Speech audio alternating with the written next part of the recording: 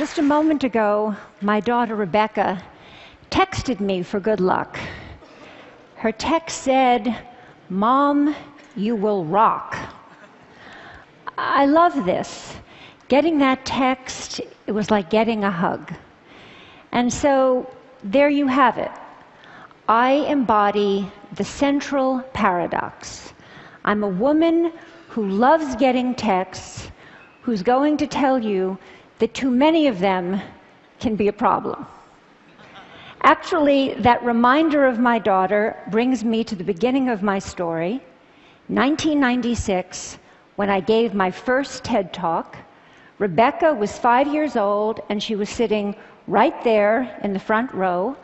I had just written a book that celebrated our life on the internet, and I was about to be on the cover of Wired magazine. In those heady days, we were experimenting with chat rooms and online virtual communities. We were exploring different aspects of ourselves, and then we unplugged. I was excited. And as a psychologist, what excited me most was the idea that we would use what we learned in the virtual world about ourselves, about our identity, to live better lives in the real world. Now, fast forward to 2012, I'm back here on the TED stage again. My daughter's 20, she's a college student. She sleeps with her cell phone. So do I. And I've just written a new book, but this time it's not one that will get me on the cover of Wired magazine. So, what happened?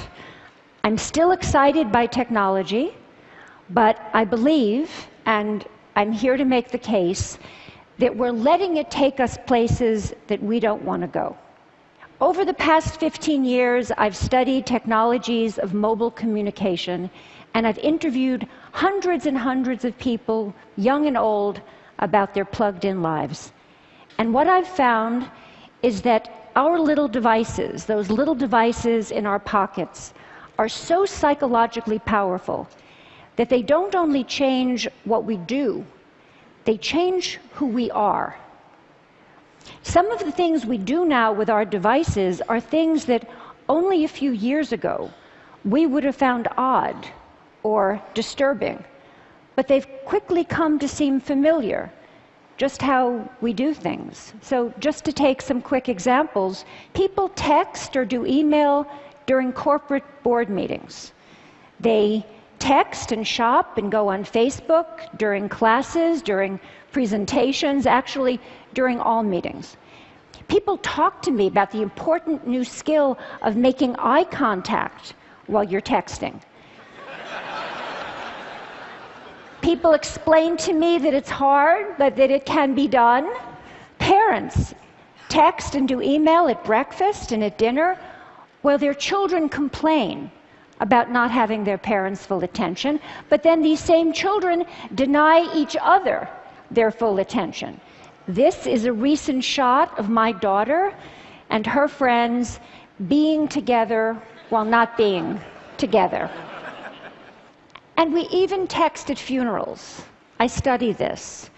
We remove ourselves from our grief or from our reverie, and we go into our phones. Why does this matter? It matters to me because I think we're setting ourselves up for trouble. Trouble certainly in how we relate to each other, but also trouble in how we relate to ourselves, in our capacity for self-reflection. We're getting used to a new way of being alone together. People want to be with each other, but also elsewhere, connected to all the different places they want to be. People want to customize their lives. They want to go in and out of all the places they are, because the thing that matters most to them is control over where they put their attention. So you want to go to that board meeting, but you only want to pay attention to the bits that interest you. And some people think that's a good thing. But you can end up hiding from each other even as we're all constantly connected to each other. A 50-year-old businessman laments to me that he feels he doesn't have colleagues anymore at work.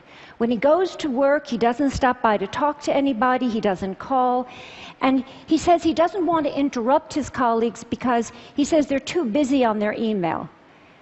But then he stops himself and he says, you know, I'm not telling you the truth. I'm the one who doesn't want to be interrupted. I think I should want to, but actually I'd rather just do things on my BlackBerry. Across the generations, I see that people can't get enough of each other if and only if they can have each other at a distance in amounts they can control. I call it the Goldilocks effect. Not too close, not too far, just right. But what might feel just right for that middle-aged executive can be a problem for an adolescent who needs to develop face-to-face relationships. An 18-year-old boy who uses texting for almost everything says to me wistfully, someday, but certainly not now, I'd like to learn how to have a conversation. When I ask people, what's wrong with having a conversation? People say, I'll tell you what's wrong with having a conversation. It takes place in real time, and you can't control what you're going to say. So that's the bottom line.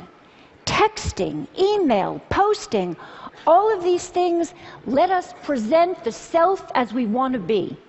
We get to edit, and that means we get to delete. And that means we get to retouch the face, the voice, the flesh, the body. Not too little, not too much, just right.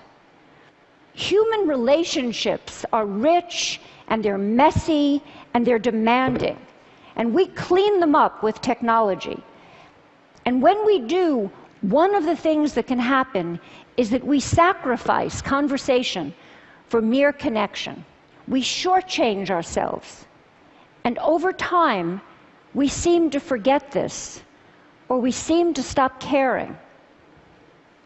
I was caught off guard when Stephen Colbert asked me a profound question.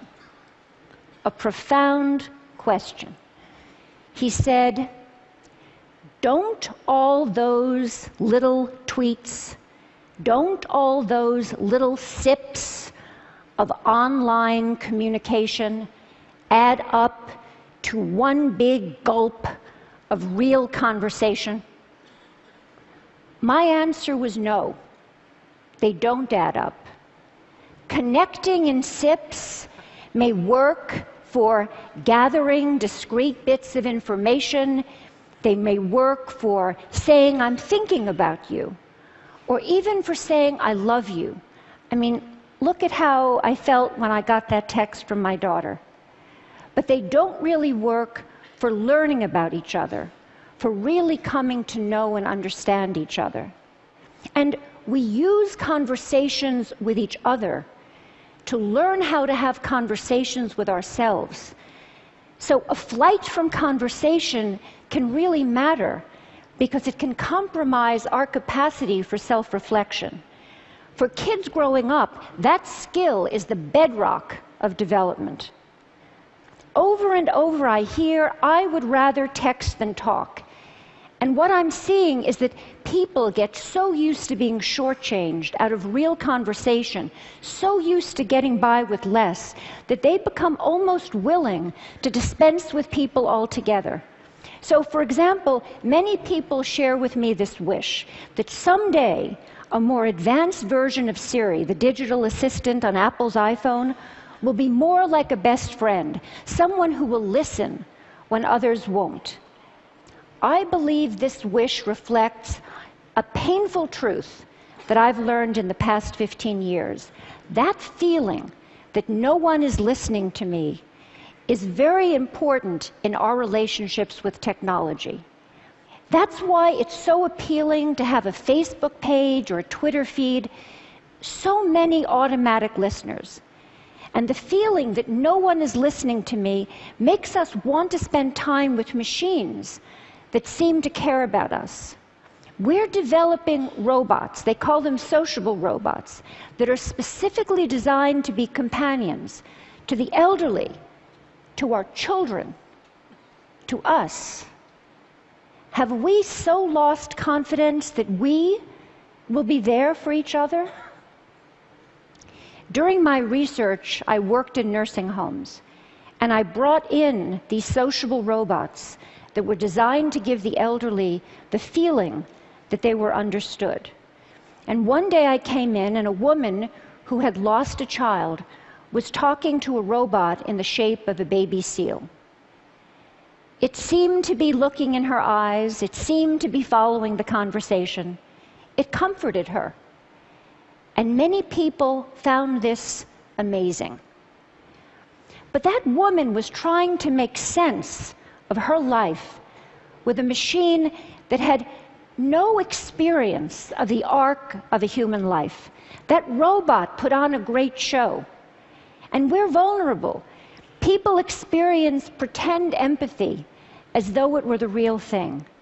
So, during that moment when that woman was experiencing that pretend empathy, I was thinking, that robot can't empathize. It doesn't face death. It doesn't know life. And as that woman took comfort in her robot companion, I didn't find it amazing. I found it one of the most wrenching, complicated moments in my 15 years of work. But when I stepped back, I felt myself at the cold, hard center of a perfect storm. We expect more from technology and less from each other. And I ask myself, why have things come to this? And I believe it's because technology appeals to us most where we are most vulnerable. And we are vulnerable. We're lonely, but we're afraid of intimacy. And so from social networks to sociable robots, we're designing technologies that will give us the illusion of companionship without the demands of friendship. We turn to technology to help us feel connected in ways we can comfortably control. But we're not so comfortable. We are not so much in control. These days, those phones in our pockets are changing our minds and hearts because they offer us three gratifying fantasies. One, that we can put our attention wherever we want it to be. Two, that we will always be heard. And three, that we will never have to be alone. And that third idea, that we will never have to be alone, is central to changing our psyches. Because the moment that people are alone, even for a few seconds, they become anxious, they panic, they fidget, they reach for a device. Just think of people at a checkout line or at a red light. Being alone feels like a problem that needs to be solved, and so people try to solve it by connecting. But here, connection is more like a symptom than a cure. It expresses, but it doesn't solve an underlying problem. But more than a symptom, constant connection is changing the way people think of themselves. It's shaping a new way of being. The best way to describe it is, I share, therefore I am. We use technology to define ourselves by sharing our thoughts and feelings, even as we're having them. So before it was, I have a feeling, I want to make a call. Now it's, I want to have a feeling, I need to send a text. The problem with this new regime of I share, therefore I am, is that if we don't have connection, we don't feel like ourselves. We almost don't feel ourselves. So what do? We connect more and more. But in the process, we set ourselves up to be isolated. How do you get from connection to isolation?